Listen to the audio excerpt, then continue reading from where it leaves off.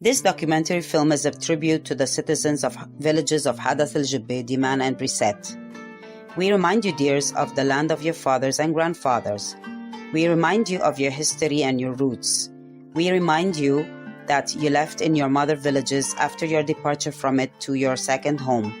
Brothers, sisters, fathers, and grandfathers, and a history that you should never forget, because everyone who forgets his history has no history and has no origin. And do not forget that a large part of you still exists and lives steadfast in the land of your fathers and grandfathers. Some of them died and departed to the world of eternity, and some of them remained steadfast and paid precious blood to preserve it, and to preserve the continuity of your roots. So we hope you do not forget them, do not leave them. They deserve your love and care, because they are a handful of heroes whose circumstances dictated that they remain in this sacred country that is called Lebanon. And circumstances did not allow them, as it was a chance for you to migrate or to leave their homeland and become alienated from it.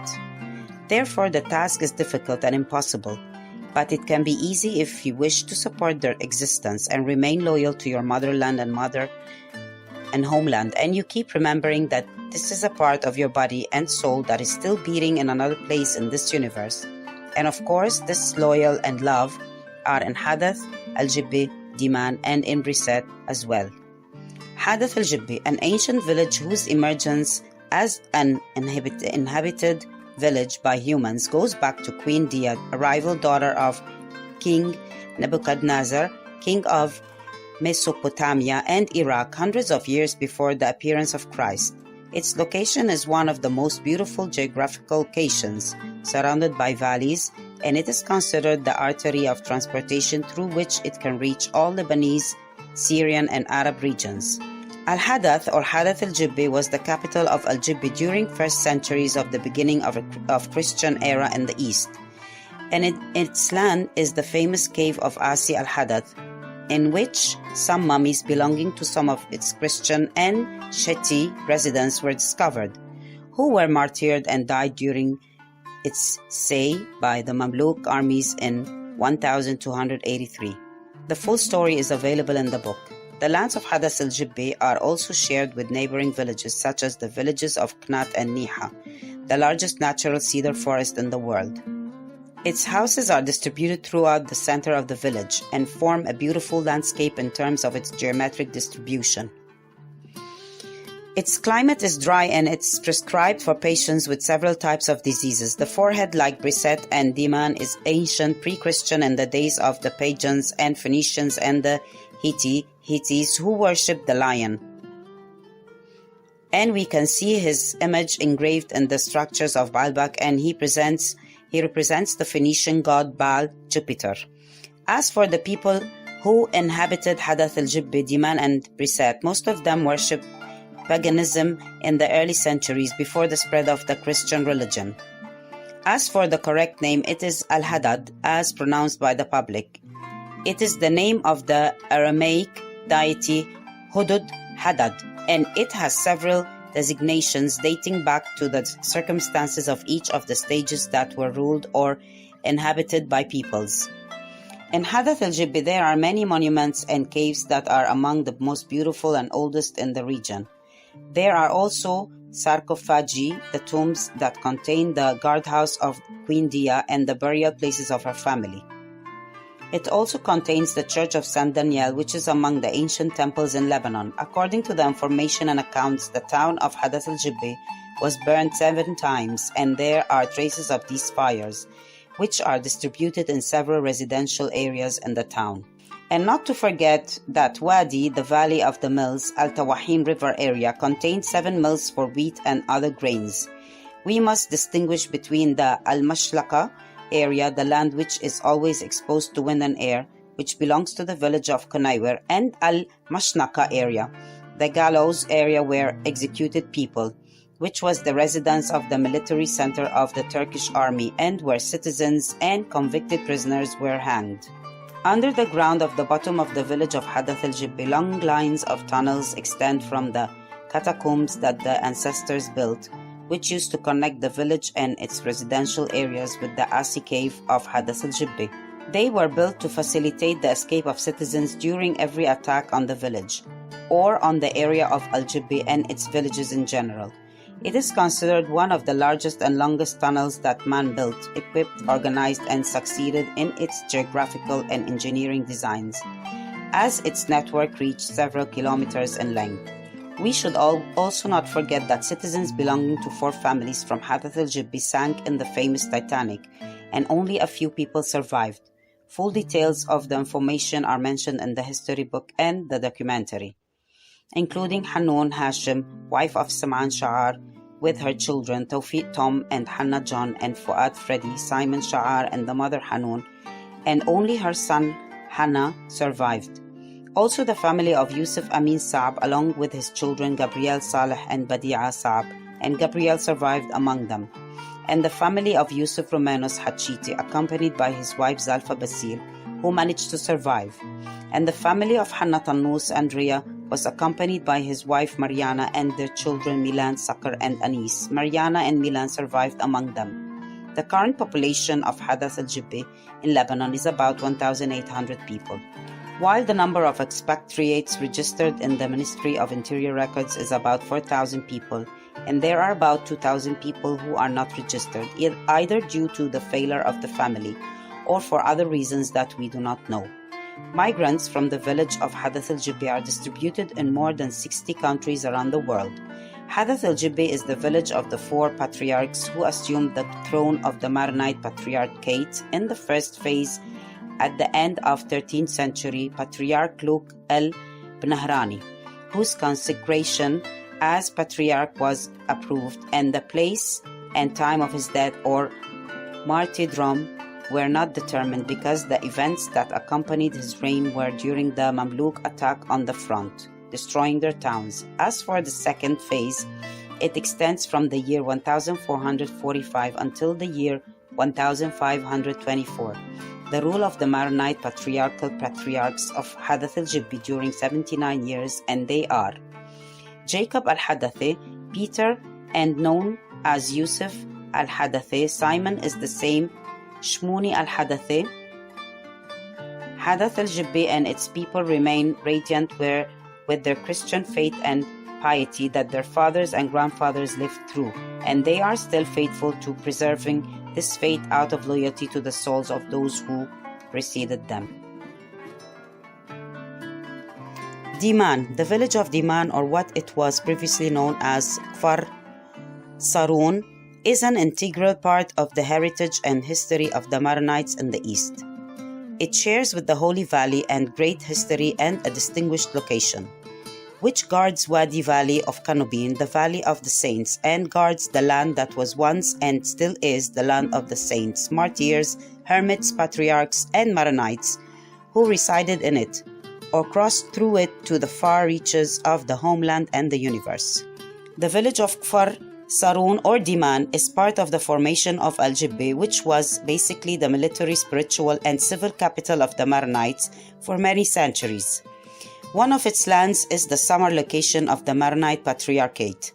O Diman, you are so beautiful. Its location is unique, her houses are beautiful, and her citizens took great care of the village, giving an added beauty and existential splendor to the beauty of the village and for the good organization of its construction. It is surrounded by forests of pine, cedar, and oak trees, which add to its beauty. We should not forget that it also contains the ruins of a village that became extinct due to the injustice and criminality of the Mamluk army that destroyed it and burnt its people. Full details of the narration in the book. Who were exterminated by the Mamluk armies after gathering the residents who were inside Saint Sarkis Church and burned them after busying them in it. Diman is located in Pshari district in northern Lebanon. It rises about 1,400 meters above sea level in the middle of it and is about 100 kilometers away from the capital Beirut. As for its international transportation lines, they link the village to the international road that passes through Hadath al-Jubbi, Kusba Shikka, up to the Lebanese coast to the north or to the south. It is about 36 kilometers away from the capital of the North Tripoli, as it connects it with the district of Daniya and Akkar, all the way to the Syrian coast. As for the village of Diman, it is located on the shoulder of the Kadisha Valley and overlooks rare beauty. The land of Diman is distinguished by the fact that it is surrounded by a coast and a mountain with orchards planted with fruits and vegetables of various kinds. We should also not forget that the land of the village of Diman is rich in quarries, rocks, and various soils, such as sand that is used for construction and Hersman and Argil.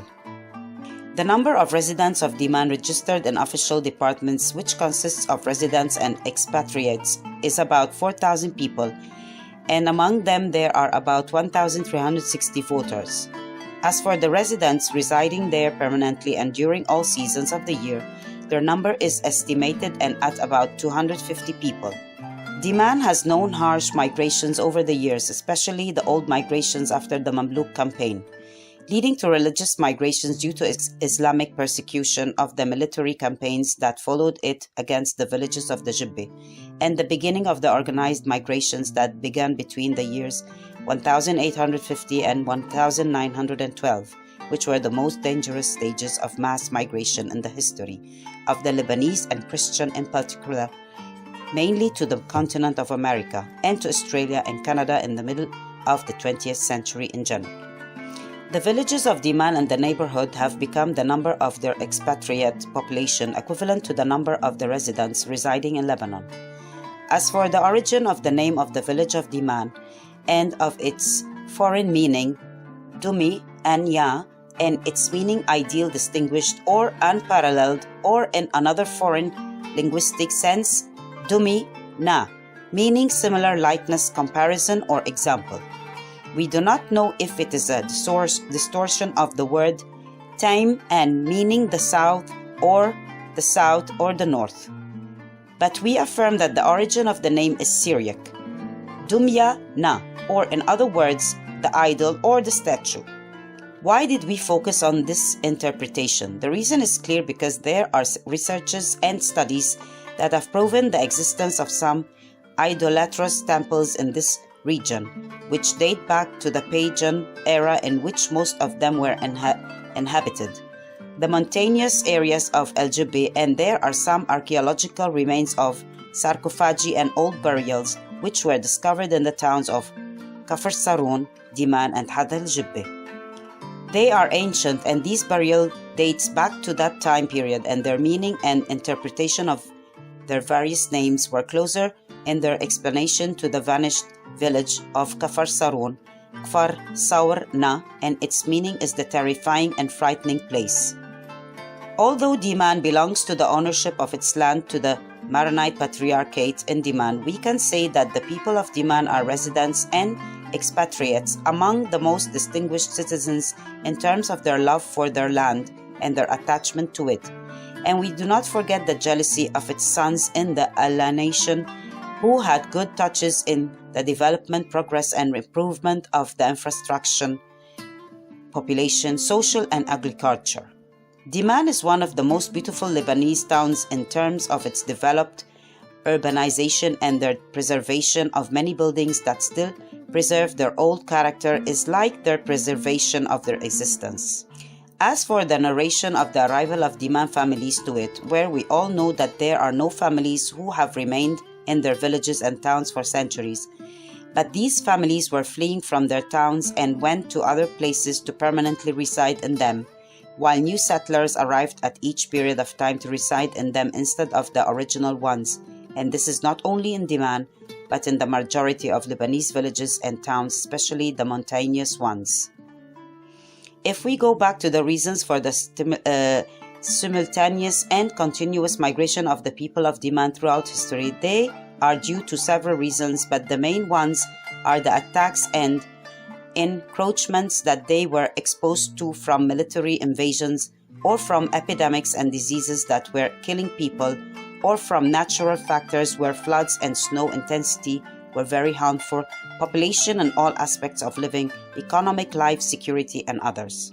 We should also not forget the existence of the Forest of the Patriarchs, which the journalist George Arab sought to build along with a group of young people from Diman, which embraced many archaeological, historical, and social projects, sites, and buildings, especially a historical monument to the 77 Maronite patriarchs. In conclusion, if we want to ask the people of loyalty, where is the fulfillment today, then they tell you to go and you may find it in Diman. Yes, the people of Diman are loyal to their history and their town, to their roots, religion, and traditions. Yes, they are loyal to the symbolism of the existence of many historical issues, sites, and properties which are not owned to vacate Diman only, but it is the property of a sect that existed hundreds of years ago, and it will remain thanks to the jealousy, loyalty, and love of the people of Diman into the future. Brisat, the existence of the village of Brisat, or as it was previously called, the village of Beit, residence. Ra'ad family is one of the oldest villages in Psharri district, and it was a basic pillar of the Jubba region, similar to the village of Diman and the villages of Al-Jubba and the neighbors. As for its name, it is basically Syriac, meaning the flat lands or the land of the residence of the chiefs.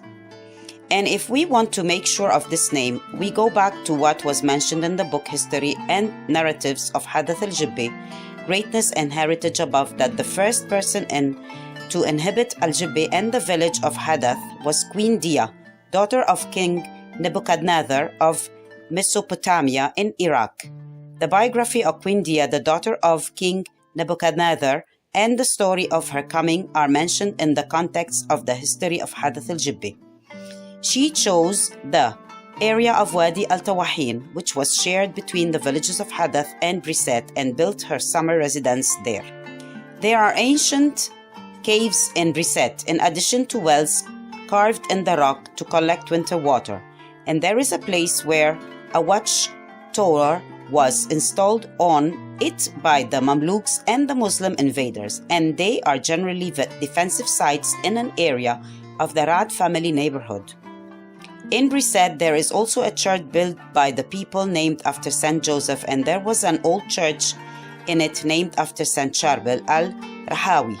Where this church is located is the information we mentioned above, where Queen Dia, daughter of King Nebuchadnezzar, resided in it, and its building was renovated in 1736. As for the distribution of the family of Abu Ra'ad or Abu Ra'ad in Brisat, his information indicates that the grandfather of the family came from the village of Maz'un, and the evidence that proves this information is the information has been received that includes a statement on the income of wheat imports in the village of Brisat in 1819, based on the tax share allocated to the family of Abu Ra'ad.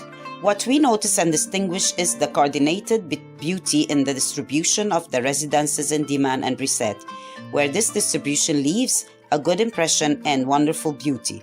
The residences of the families are distributed within neighborhoods designated for each of Diman families, which is a unique feature of the residential and population distribution in Lebanon. Therefore, we emphasize the existence of a partnership of interests, businesses, religious and social duties, personal records, and joint statistics between Diman and Brisat until 19th century.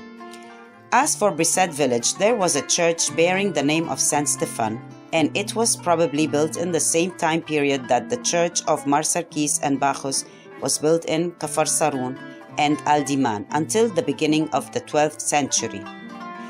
And the town of Brisat was emptied of its inhabitants, similar to the circumstances that occurred in Al-Hadath al-Jubba or Diman, as we mentioned previously. As for Brisat, it acquired its demographic and geographical entity, and its population increased during the Middle Ages. Prosperity and stability appeared in it. Dozens of citizens and families from outside the district or from neighboring towns visited it. After the emergence of this development boom in Brisat, several families who have left it in previous periods due to some dire circumstances returned to it. One of the most important stages in which the village of Brisat was mentioned is when Patriarch Yohanna Makhlouf left the patriarchal chair in Kanubin due to the harassment and pressure exerted on him by Shidiak Khatir and Yusuf Pasha, which forced him to leave towards the Shuf. When he reached the village of Brisat, he knelt on the ground and placed the anathema on Shidyak Khatir, who fixed it on a rock in Hadath al-Jubba, known to this day as the Forbidden Rock, which was divided into 3 parts as after the patriarchal anathema was placed on it.